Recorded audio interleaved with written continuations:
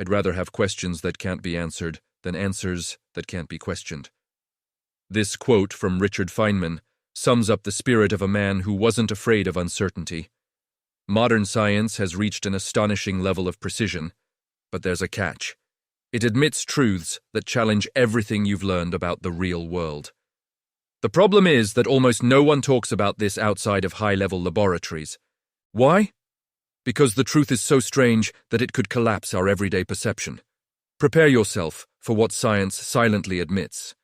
The universe is not what it seems, and reality is just a convenient simplification. Richard Feynman had a unique ability to look at a chair and not see a solid object, but a collective delirium of the senses.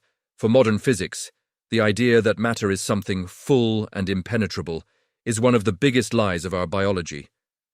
Science admits this in the most precise calculations of quantum electrodynamics, QED, but almost no one talks about the disturbing implications of this. We live in a world of ghosts. What you call body, floor, or wall is in fact 999.99999% pure empty. And what little remains is not thing, but energy vibrating in force fields. The anatomy of nothingness. The atom is an empty stadium. To understand why matter is an illusion, we need to descend to the atomic scale, where our intuition goes to die. Common sense, fueled by outdated school illustrations, makes us imagine the atom as a small marble surrounded by other marbles. Feynman knew that this image is a gross error that prevents us from seeing the truth. Imagine that the nucleus of an atom, composed of protons and neutrons, is the size of a small fly perched in the center of a huge football stadium like the Maracanã. The electrons would be like mosquitoes buzzing in the farthest stands, in the last rows. What lies between the fly in the center and the mosquitoes on the edge? Absolutely nothing. Just an immense, silent, and dark void. If you could remove all the empty space from within the atoms that make up your body, you would become so small that you would be invisible to the naked eye. You would be a microscopic grain of dust, although you would still retain your original weight of 70 or 80 kilograms. Science admits that all of humanity, all 8 billion people, could fit inside a single sugar cube if we could squeeze the empty space between their nuclei and electrons. So Feynman's question is inevitable. If we are made of nothing, why does the world seem so solid? The touching hoax: you never touched anything. Here comes the technical explanation that Feynman loved to simplify. If the atom is empty space, why don't you walk through the chair when you sit down? Why doesn't your hand walk through the wall? The answer isn't contact, but rather war of invisible fields. The electrons on the edges of the atoms in your hand have a negative charge. The electrons on the surface of the table also have a negative charge. Because like charges repel each other with a violent force on the atomic scale, when you bring your hand close to the table, the electrons begin to push against each other with brutal intensity. What you feel as solidity, hardness, or texture is simply your brain's interpretation of the surface. Electromagnetic repulsion. You have never touched anyone you loved, never touched the ground you walk on. You are, literally, floating above force fields at an infinitesimal distance. The sensation of touch is a sensory hallucination created by evolution, so that you don't try to pass through objects and destroy your biological integrity. Matter is not made of pieces, but of interactions. The vacuum is not empty. The quantum simmer. If matter is made of emptiness, what is this emptiness? Feynman was one of the pioneers to show that the vacuum is not the absence of everything, but an ocean of frenetic activity that science acknowledges but rarely explains to the lay public. Empty space possesses a dynamic structure. It is filled with virtual particles that appear and disappear in fractions of a second, a phenomenon known as quantum fluctuation. Feynman developed the diagrams that bear his name to map how these particles borrow energy from nothing and return it instantly. This means that nothing is, in fact, an infinite reservoir of potential. The matter we see is just a tiny foam on the surface of this bubbling ocean. Science admits that the vacuum has a colossal energy density, but almost no one disputes the fact that we are made of a nothing that is, in fact, alive with pure energy. The separation between object and space is merely a resolution flaw in our eyes. If the atom is a vacuum and the particles are minuscule, where does the weight we feel come from? Feynman explained that most of the mass of a proton, for example, does not come from the pieces, quarks, that compose it, but from binding energy that keeps them united. This is revolutionary. Your mass, what you see on the scale, is for the most part the weight of the thermal and kinetic energy that keeps the void in check. You are condensed energy. Matter is just a way the universe has found to trap energy in tiny vibratory nodes. When you understand this, the vision of a purely materialistic and heavy world dissolves. You begin to realize that reality is much lighter, more fluid, and more dynamic than common sense allows us to imagine. Science admits that matter and energy are two sides of the same coin. EUMC 2 love. But the matter side is the greatest magic trick in the cosmos. The value of knowing that matter doesn't exist as you think is the definitive shattering of our sensory egocentrism. We were designed to see the world as a collection of solid rocks because this helped us avoid being eaten by predators. However, Feynman invites us to a profound intellectual humility. If we are wrong about the solidity of a stone, what else are we wrong about? This error in perception proves that our minds simplify reality to make it bearable. Science admits that the world is a shadow play, where the shadows are force fields and the stage is an infinite energetic vacuum. Understanding that emptiness is an illusion and that matter is a phantom does not make us insignificant. It makes us an integral part of a vibrant fabric that unites every atom of your body to the most distant stars. We are not solid beings in a world of objects. We are patterns of energy in an ocean of possibilities. Richard Feynman was one of the architects of physics who had to confront the most uncomfortable conclusion in the entire history of science. The idea that space is not what it seems. In our common understanding, space is what separates things. If I am here and you are there, there is a physical distance, a void that divides us. For me to influence you, something, a sound wave, a beam of light, a radio signal, needs to travel through this space and take a certain amount of time to reach you. Classical science calls this location. But modern science, through Feynman's equations and laboratory tests of Bell's theorem, admits something that almost no one dares to say aloud in schools. The universe is, in its essence, non-local. At a fundamental level, separation is an optical illusion on our biological scale. Non-locality is the admission that the universe possesses an intrinsic connection that completely ignores distance. The phenomenon that best exemplifies this absurdity that science accepts is quantum entanglement. Imagine two particles that interacted once and were then separated by intergalactic distances, one at each end of the universe. Science suggests that if you alter the state of one of them, such as the direction of its spin or bin, the other particle will respond instantly without any signal traveling between them. Feynman described nature not as a set of isolated Lego pieces, but as a network of interactions where the whole precedes the parts. The error of our perception is believing that, because we see two objects in different places in a room, they are independent entities. Non-locality suggests that space is merely a fold in something much deeper. It's as if we were looking at two fingers of the same hand, submerged in an aquarium. We see two things separated by water, but below the surface, they belong to the same organism. Almost no one talks about this because non-locality breaks our here and there logic, revealing that, in the source code of the cosmos, everything may be occurring in a single metaphysical place. Albert Einstein hated non-locality.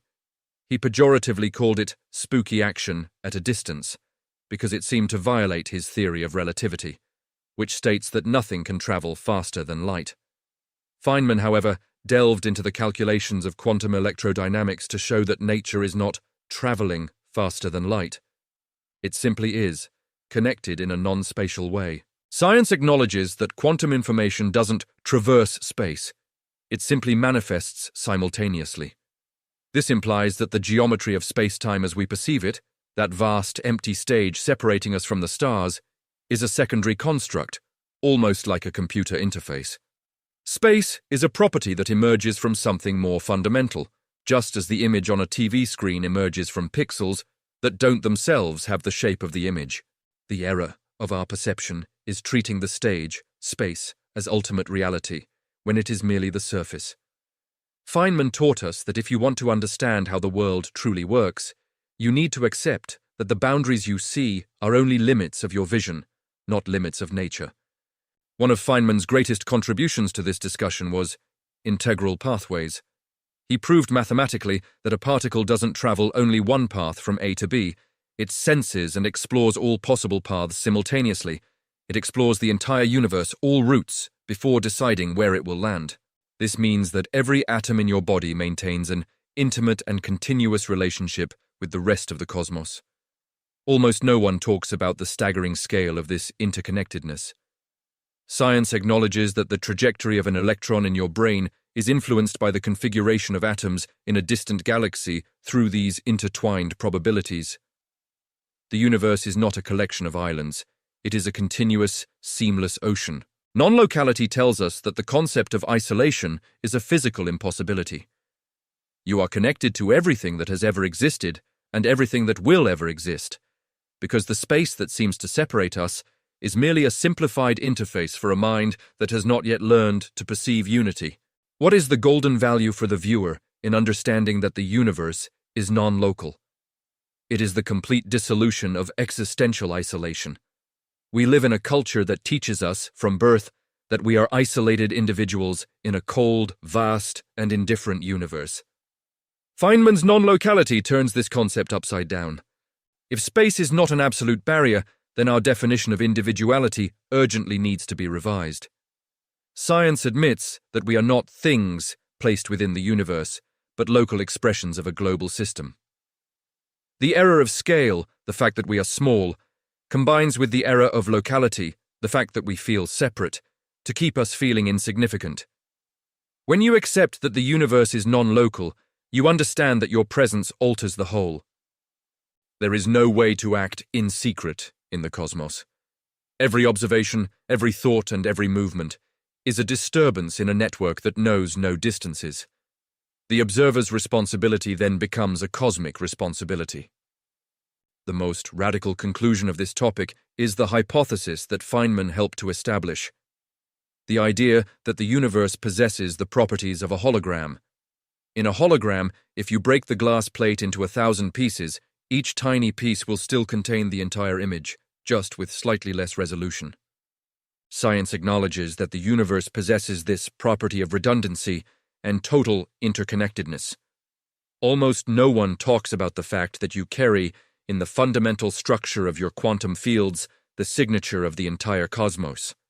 The end of the boundaries of space is not just a mathematical curiosity for physicists in suits. It is the revelation that infinity is not out there. It is folded within every millimeter of what we call reality. Space does not separate us. It is the fabric that unites us invisibly, indissolubly, and immediately. As Feynman suggested, understanding the universe is understanding that fundamentally, here is the same place as there. Richard Feynman had a relationship with time that bordered on mysticism, although it was purely based on rigorous equations. For common sense, time is a one-way street.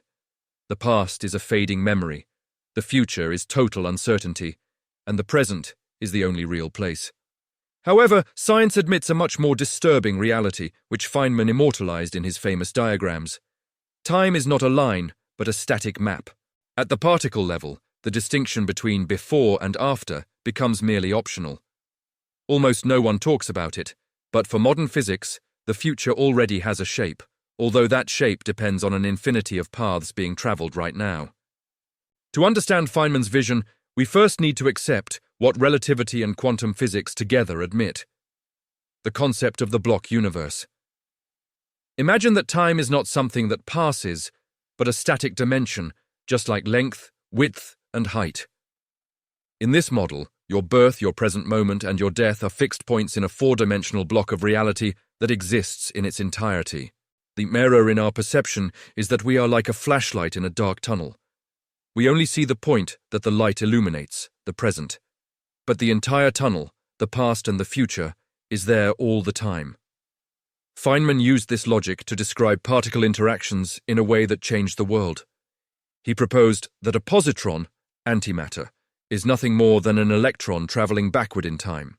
If fundamental matter can ignore the arrow of time and go back, then our idea that the past causes the future is, at best, incomplete. Science admits that the laws of physics work perfectly well in any temporal direction. The future is already there, waiting to be visited. Feynman's great insight into reconciling fate with freedom was his sum of histories. He proved mathematically that a particle, when moving, does not choose a single path. It travels all possible paths simultaneously. It takes the shortest path, but also curves to the end of the galaxy and back, passes through all obstacles, and explores all routes. How does this affect your life? This means that the future is not a single event waiting to happen, but a superposition of infinite futures. All possible tomorrows already exist in a state of quantum potential. The future is written in the sense that the menu of possibilities is already defined by the laws of physics, but it is not written because the final reality you experience is the weighted sum of all these paths. You live in a network of interferences. Some choices reinforce certain paths, while others negate others. The universe is not a rigid destiny, but a constant interference of possibilities that collide until the present solidifies into a unique experience. Here we enter the richest and strangest detail of Feynman's vision, something that science admits in the laboratory, but that almost no one discusses in public because it sounds like science fiction: retrocausality. In quantum delayed choice experiments, science admits that a decision made in the future can, theoretically, determine the state of a particle in the past. Feynman didn't see time as a waterfall, but as an ocean. In the ocean, a wave forming in front of you might be the echo of something that hasn't yet reached you. This suggests that your future, the goals you pursue, or the impactful events to come, exerts a kind of quantum attraction on your present. The future is already there, sending signals backward. Almost no one talks about this because it disrupts our comfort zone of total control. But Feynman's physics suggests that the present is a constant dialogue between what you were and what you will be. Feynman was never a fatalist. He believed that uncertainty was nature's most precious ingredient. If the future were 100% classically written, we would be nothing more than robots in a dead gear. If the future were 100% random, the universe would be a meaningless chaos. Science acknowledges quantum determinism. Wave probabilities are exact and predictable, but individual events remain open. This creates a sacred space for human action. The future is written in terms of a map of chances, but the collapse of this map into a real event depends on your interaction and observation. The value of this discovery is the understanding that we are navigators of an ocean of pre-existing destinies. You don't create the ocean, but you choose which current to follow. The error of perception is to think that we are slaves to a timeline, when in fact we are the nodes where time meets to decide which version of the story will be told. Understanding that the future is already written as potential, and that it is not written as experience, gives us immense freedom and overwhelming responsibility. Feynman taught us that every action of ours echoes in both directions of eternity. Time is not what consumes us. It is the stage where our will collides with infinity. Science admits that time is a construct of our perception, so that we don't experience everything all at once. But, for a quantum observer like Feynman, the past, present, and future are merely different names for the same vast and magnificent structure. The future isn't coming, you are moving through it. And how you observe the world today decides which of these infinite paths will become your firm ground tomorrow.